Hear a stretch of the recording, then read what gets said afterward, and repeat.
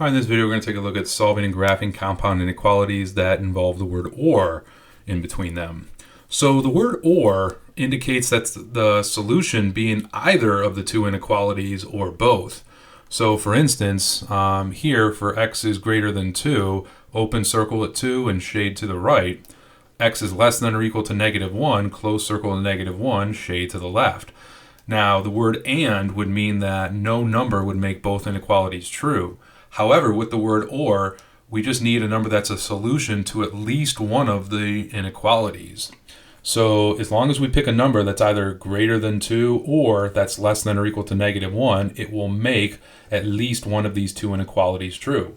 Now, it is possible that it could make both of them true, but for the word or means at least one of them has to be true. So to give you an example, suppose again that you're told that you need to go to the store and pick up some milk or pick up potatoes.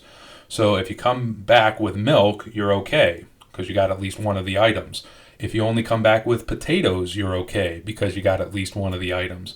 If you come back with both milk and potatoes, you're okay because, yeah, you got both, you just needed to get at least one.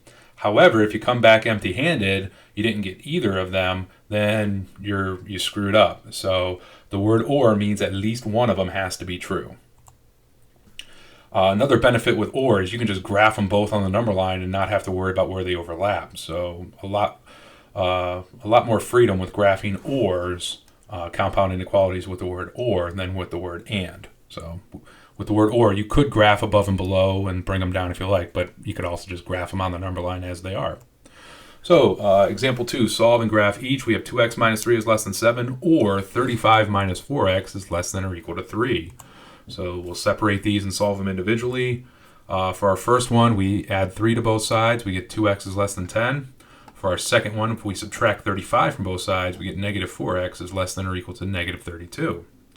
And then dividing the first one, both sides by 2, we get x is less than 5. For our second one, we're dividing both sides by negative 4, and that's going to flip this inequality sign from less than or equal to greater than or equal to. So dividing both sides by negative 4, in our second inequality, we get x is greater than or equal to 8. So we have 5, we have 8. We graph 5 as an open circle and shade to the left for x is less than 5. For x is greater than or equal to 8, close circle at 8, shade to the right. And again, any number that is in either one of these two shaded areas will make our inequality true. So if we want, we could write x is less than 5 or x is greater than or equal to 8. Just put a word or in between these and circle them as our final answers. Part B, 3x minus 5 is less than or equal to 13, or 5x plus 2 is greater than negative 3. So we'll solve each one individually. So our first one, we're going to add 5 to both sides. We're going to get 3x is less than or equal to 18. For our second one, we'll subtract 2 from both sides, and we'll get 5x is greater than negative 5. Solving our first inequality by dividing both sides by 3, we get x is less than or equal to 6. And solving our second inequality by dividing both sides by 5, we get x is greater than negative 1. So we'll start with x is greater or less than or equal to 6. So close circle at 6 and shade to the left. With x is greater than negative 1, open circle at negative 1, shade to the right. And it would appear as if our entire number line is shaded. And as a matter of fact, it is. It's our final answer is all real numbers. Even though there's an open circle at negative 1, with the word or, we covered the negative 1 when we shaded the x is less than or equal to 6. So again, the word or indicates that at least one of them has to be true, which means for x equals negative 1, if we plug x equals negative 1 into the first inequality, we get negative 8 less than or equal to 13. That's a true statement. So because the word or means at least one of them has to be true, we would include x equals negative 1.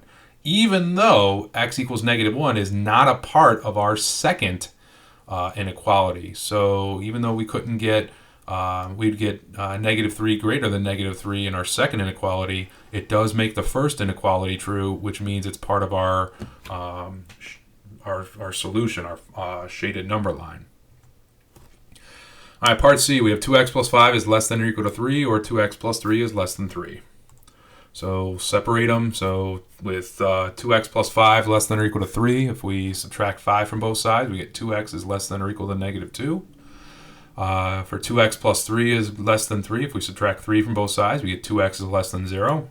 So we're going to divide both sides by 2 in each one. So our first one, when we divide both sides by 2, we get x is less than or equal to negative 1. And our second one, when we divide both sides by 2, we get x is less than 0. So our two values on our number line, our critical values, are negative 1 and 0. First up, with x is less than or equal to negative 1, closed circle negative 1, we shade everything to the left. For x is less than 0, open circle at 0 and shade everything to the left. And our final answer is x is less than 0. Again, the word or means at least one of them has to be true.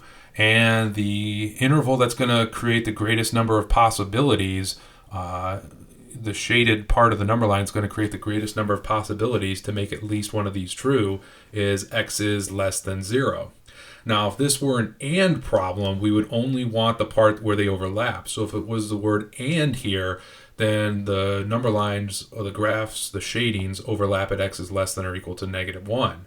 But with the word or, we have a little bit more freedom, so we want to pick values that will make both inequalities true as much as possible. So, for instance, x is less than or equal to negative 1 is valid for both of these, but x is less than 0 covers more numbers to make at least one of these true, which means we want to include all those values with the word or for less than 0 in our final answer. So, and would be only where they overlap, or would be just, okay, what do we have here? Now we have the graph of x is less than 0.